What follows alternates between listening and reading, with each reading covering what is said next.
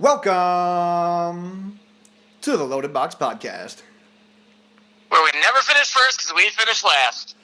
Thank you once again for tuning in to the Loaded Box Podcast. I wanted to say real quick, if you ended up missing last week's episode, we did an NFL Draft recap episode with Mitchell Renz and Andrew Erickson of Gridiron Experts, so make sure you check that out. And if you have iTunes, be sure to subscribe to the podcast and leave your review there if you have not yet. But today we have a special guest on the podcast. We are joined by a man who has 7 more Pro Bowls than both DJ and I combined. He's a 4-time NFL All-Pro selection, a member of the NFL All-Decade Team of the 1990s, and a member of the Miami Dolphins Ring of Honor. Richmond Webb. Richmond, thanks for joining us. And as I said on Twitter a couple weeks back, thanks for protecting Mr. Marino all those years in Miami. Oh, thank you, and thank you guys for having me on the show. How y'all doing? I'm doing great. I'm doing good. Awesome. Good. Richmond, do you ever get sick of hearing all those numbers and accolades that get tied to your name, or does that just I mean, that's got to feel pretty good. It feels good, and I know it's part of the thing, introducing me to your listeners and stuff like that. So, I'm proud of the accomplishments and stuff like that. So, I appreciate you guys taking time out to even mention them. But normally, you want to give your listeners a little bit of information about the person you have on your show. So I understand that, but I appreciate the love. Thank you. Yeah, absolutely. I kind of thought you probably hear it all the time when people discuss you and if you come on a podcast or the radio, but like you said, every audience is a little different, so you got to throw it out there, but I'm just happy that I was able to say all that stuff, and as a Dolphins fan, it's music to my ears, so thanks for for rolling with it. No problem. Awesome. Well, with the NFL draft just wrapping up, and you in 1990 as the 9th overall selection, just want to ask you real quick, what was your draft day experience like? I mean, we see players who are on the phone before they're selected. Did anyone call you, and if so, what was that conversation like? They've really done a tremendous job of the way they do the draft now. Back when I got drafted, they invited a few people to New York, and I was at home in Dallas with my family, my parents, and my brothers and sisters. And I can remember that morning before the draft started, I got a call from, I think, the Raiders. I think they had maybe the 11th pick. I think I got a call from the Saints. They were somewhere around the middle, somewhere around 14 or something. And then also my offensive line coach, John Sandusky, he called me before the draft. And all of them kind of said, well, if you're there, we're going to take you. And but the Raiders and the Saints thought that I would be gone by then. But, crazy things happen on draft day. So just at home, start watching the draft. And I think Jeff George was the first pick, quarterback out of Illinois. And then the second pick was Blair Thomas out of Penn State, went to the Jets. My good friend was the third pick, Cortez Kennedy, went to Seattle. Fourth pick was Keith McCann, linebacker out of Alabama. Fifth was Gene Sal. Sixth was Mark Carrier out of Mark went to SC, but he went to the Bears. So by this time, I'm starting to get into the discussion of, Chris Berman, Mel Kiper, Tom Jackson. I can't remember who else. It was the 4 on ESPN, and they always say, well, this place can use the lineman and that. So I think Detroit had the 7th pick, and they took Andre Ware. He played at the University of Houston, known very well, a good friend of mine. And then with the 8th pick, my name kind of came up again, but they took Chris Singleton. New England took Chris Singleton, linebacker, and as soon as they took him, my phone was ringing, and next thing I know, picked it up, and it was Coach Shue. He said, "Hey, are you ready to be a Dolphin?" And I said, "Yes, sir." And it was just like, once you finally get that call, you can breathe because it's really kind of nerve-wracking because you're sitting there listening to the analyst and, I only had to wait 3 or 4 picks. They're saying, well, let's see who this team drafts, and then they take somebody else, so then your name comes up again. But once I got that call from Miami, it was sweet, and, that's why I kind of prayed for it. So I want to go. Yeah, Go ahead. Yeah, go ahead. So No, you can go ahead, DJ. Man, I was happy to be there. Yeah. Yeah, that's all. I mean, that's awesome to hear from our perspective. And I'm kind of just wondering about kind of before the draft. You've got the NFL Combine, and just wondering, like, with it's changed up quite a bit in the way that it's covered for us fans. But I'm kind of wondering how it's changed from the player experience. Are there any notable differences that you see? And what is the craziest question the team has asked you during this process? Well, I think I can remember going to the Combine. I think most of the drills are pretty much the same. They may have changed a few of them. As far as being on TV, that wasn't televised at that time. But, as people crave more and more football, I think they kind of figured out, let's keep adding. So it was that aspect that as far as you work out, you might be offensive line, OL number 22 or whatever. You do all that, and you go through, I think I went through 6 physical examinations, but it's really the same examination. It's just, they're just checking to make sure that they don't miss anything. Yeah. So by the time, they yanked on your knees and stuff, you wonder why you're sore, but you went through the same examination on one day and 6 times. So, I think the only thing is they're just giving the fans more in-depth coverage than, before. And I think it's good because, people really, they're really getting into it and stuff like that. So it's a good thing for the NFL. Yeah, people definitely eat that stuff up. I know DJ and I do, and we're probably in the majority there as NFL fans. As much as we can get, they're not putting it out there because no one's watching. That's for sure. Did you have any crazy questions that any teams ask you? I remember one time on Twitter I had a little back and forth with another Dolphin, Channing Crowder, and he said that the craziest question they asked him was, "Are you a womanizer?" So I was just wondering if you had anything wild like that. No, I don't. At the Combine, I don't really remember. I don't really remember the questions as far as I'm sure I talked to a few teams. Now, at the Senior Bowl, I played the Senior Bowl. I remember I met with the Kansas City Chiefs. They took me in a room and interviewed me. And then it would be media and stuff like that in the lobby when we would come down to eat at the hotel. And so I think I was getting ready to go somewhere, and kind of out the corner of my eye, I saw these 2 guys looking at me. So I was like, man, I don't feel like doing no interview. So I started walking, and I saw them, and they started walking toward me. And I was trying to get by them, and then I heard this deep voice say, "Slow down, you're not in that big of a rush." And it was Mean Joe Green, and I can't remember the other gentleman that we sat out on the couch and then talked football, and Mean Joe is from Texas, just like I am, so it was kind of good to interact. I never met him, but I never really looked at him. I just kind of saw a couple people on my eye, and I'm just trying to, either get to the elevator or get out the door, and it's like he wouldn't let that happen. So I'm glad he slowed me down, and I had a chance to conversate with him because he's one of the all-time. Yeah. He's one of the all-time greats. And matter of fact, he coached at Miami when I was there, so I have tremendous respect for Mean Joe Green. Awesome. So you just mentioned how you're out of Texas. So being a former Aggie, do you still have ties to your program at all? And if so, like what's behind them pumping out all the great talent that they've been pumping out, like Myles Garrett, Von Miller, Mike Evans, everybody besides Johnny Manziel, really.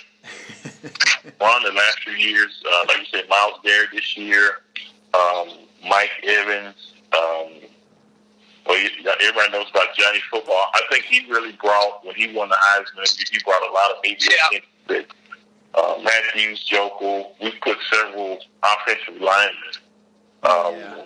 And in the first round of the last 4 or 5 drafts. Yeah. And before it was either known for, when I was there, linebacker U, they used to call it, a running back.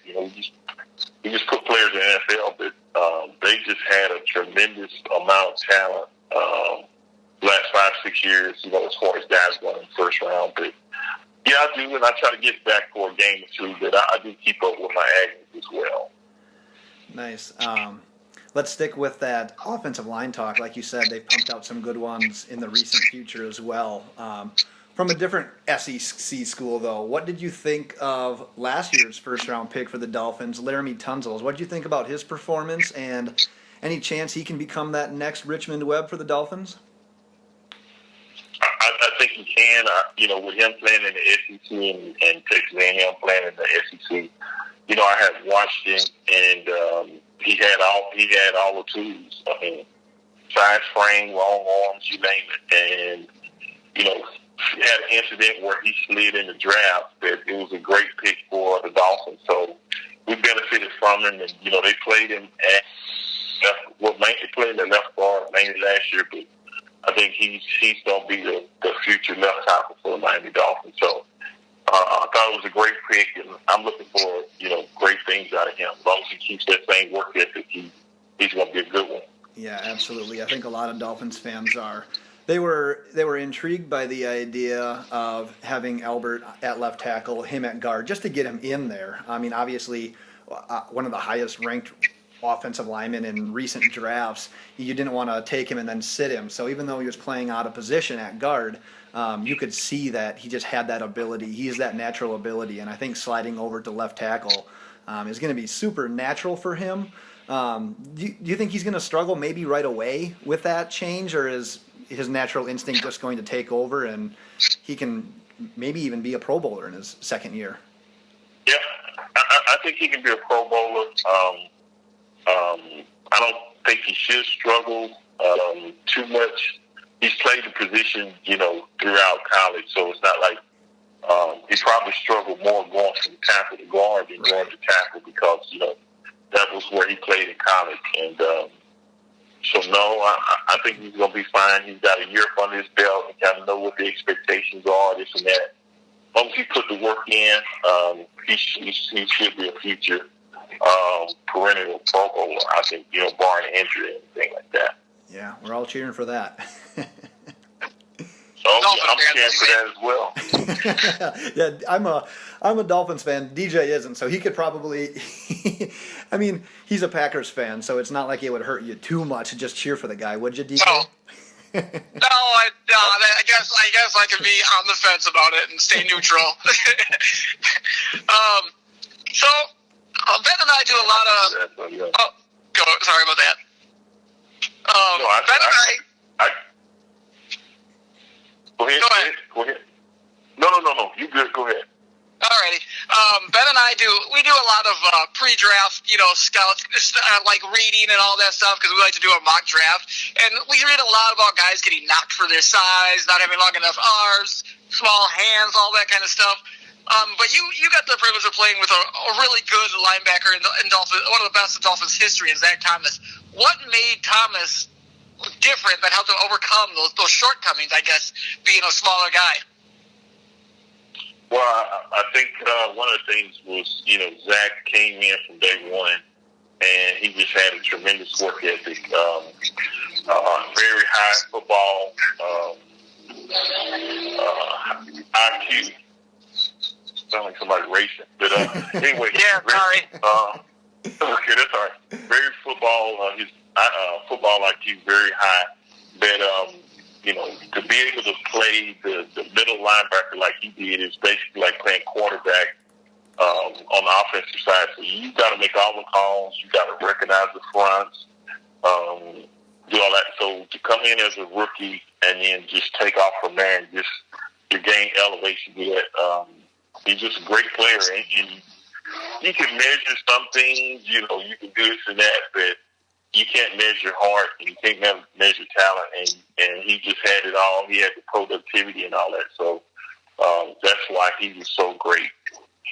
Yeah, he was something else to watch as for the Dolphins, and that's one position that teams really struggled with. I don't want to say since he's been gone, they've had a couple of guys to step in and perform well, but of recent years, linebacker hasn't been one of the strong suits. So I think it's almost like Dolphins fans have just been spoiled by the likes of Zach Thomas, and the rotation of defensive ends they've had there over the years has just been ridiculous also. I mean, Trace Armstrong, Jason Taylor, Adewale Ogunleye, Cam Wake, I mean, you name it. They've just been spoiled almost on that side of the ball. So I think that's another thing about the whole Zach Thomas thing for Dolphins fans is why they can't get another one and why it's taking them so much time to rebuild that position. But, I mean, they drafted a guy like Raekwon McMillan this last year, so, I mean, hopefully he can be that guy. But is there anyone, do you think maybe even Kiko Alonso could be that next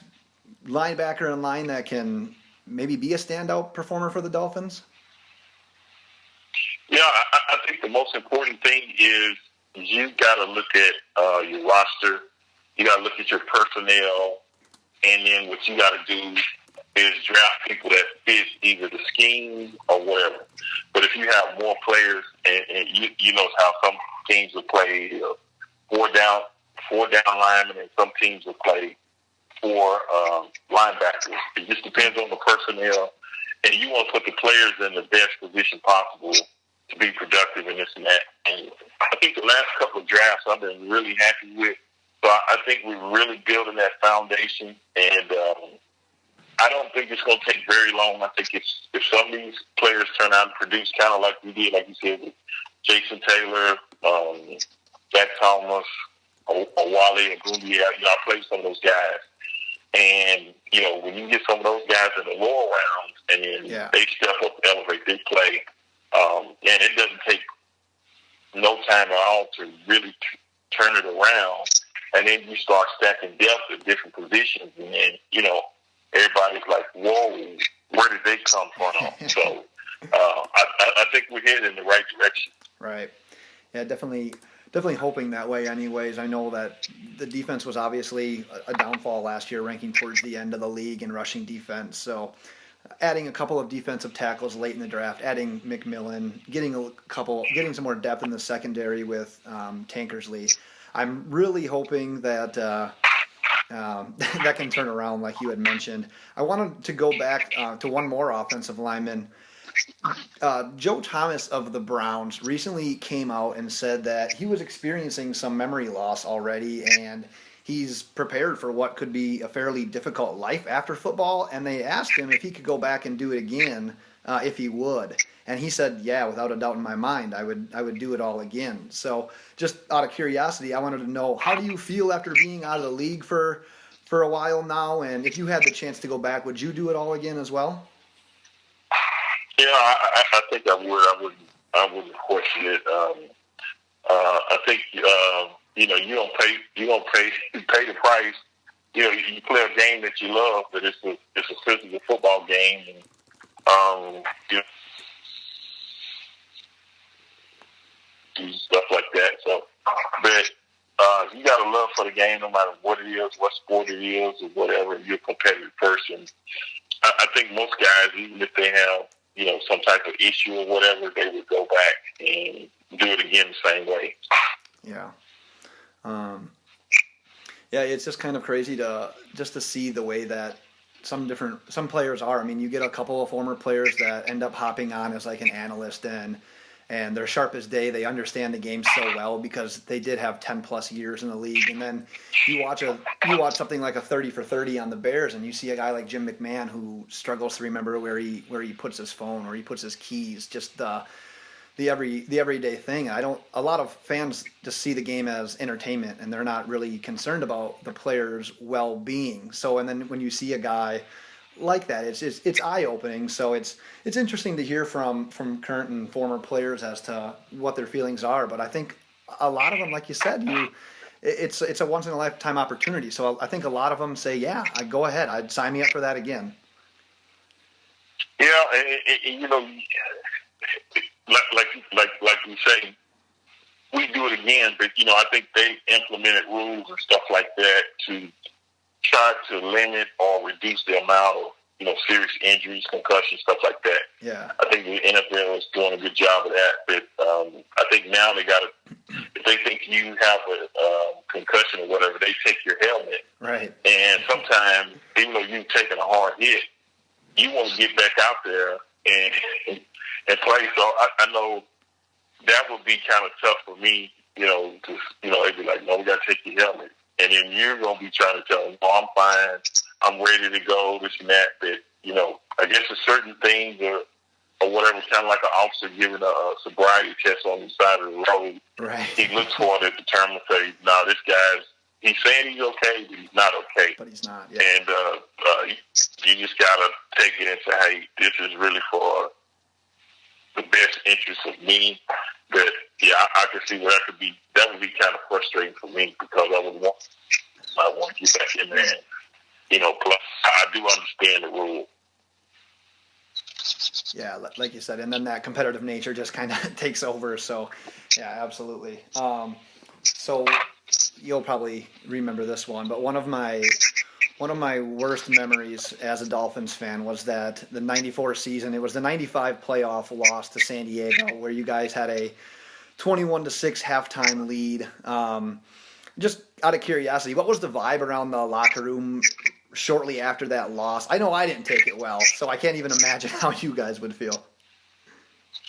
No, that was a tough loss. I think they had Natron meetings, all those guys. Yeah. And to be up like that, I mean, offensively, we were just zipping down the field, moving the football. I remember that. It's like he was on his own.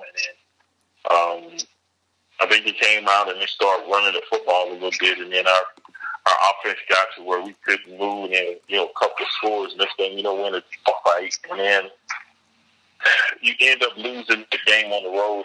And I think what was tough about it is to be up like we were, because once the playoffs start, majority of the time, the home team normally has a little bit of an advantage with the crowd noise and just, they don't have to travel.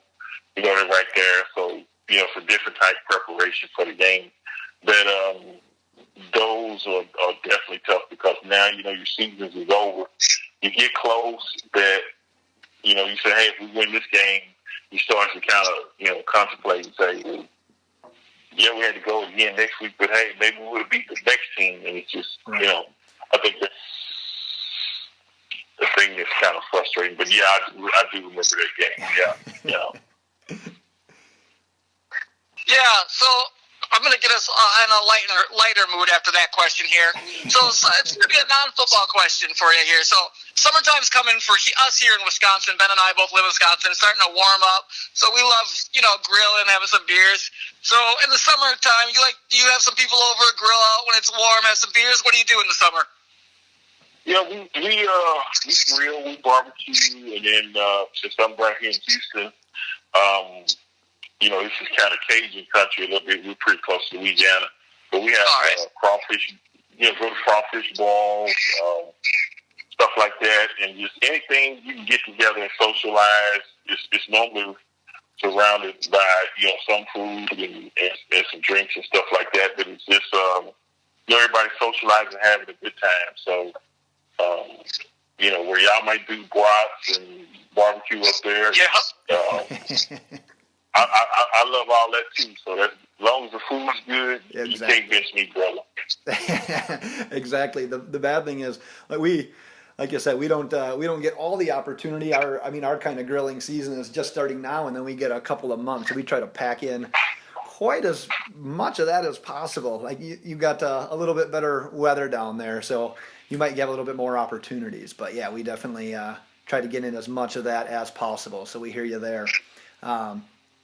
Definitely can't let you go without asking a Marino question. So he had the reputation for letting teammates know when they did something wrong, make sure they didn't do it again. Is there a particular time in a game or a practice that stands out to you where Marino just lets someone have it?